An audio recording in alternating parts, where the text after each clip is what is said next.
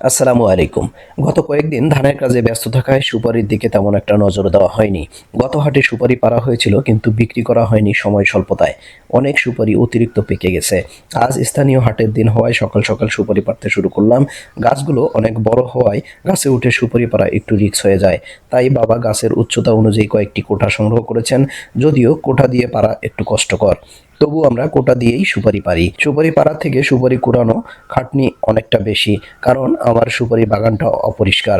বর্তমানে কাজের সময় হওয়ায় কামলা বা দিনমজুর পাওয়া যাচ্ছে না। দীর্ঘদিন অমনোযোগী হওয়ায় সবকিছু আগোছালো হয়ে গেছে। এমন একটা অবস্থা, কোনটা রেখে কোনটা করি। সবকিছু ধীরে ধীরে সুশৃঙ্খল ও সৌন্দর্যমণ্ডিত করব ইনশাআল্লাহ। যাই হোক, সুপারির কাজে ফিরে আসি।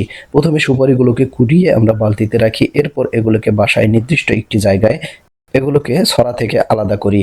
তারপর এগুলোকে সাইজ অনুযায়ী আলাদা আলাদা ভাগে রেখে তা গুনে গুনে বস্তায় ভরে বাজারের উদ্দেশ্যে রওনা করি। বর্তমানে সুপারির মোট 70% পাড়া শেষ হয়ে গেছে, তাই এখন দাম একটু বাড়তি। বড়টা চলতেছে 7 টাকা পিস এবং ছোটটা 4 টাকা পিস। কথা হবে পরবর্তী কোনো পর্বে। সে পর্যন্ত ভালো থাকুন, সুস্থ থাকুন।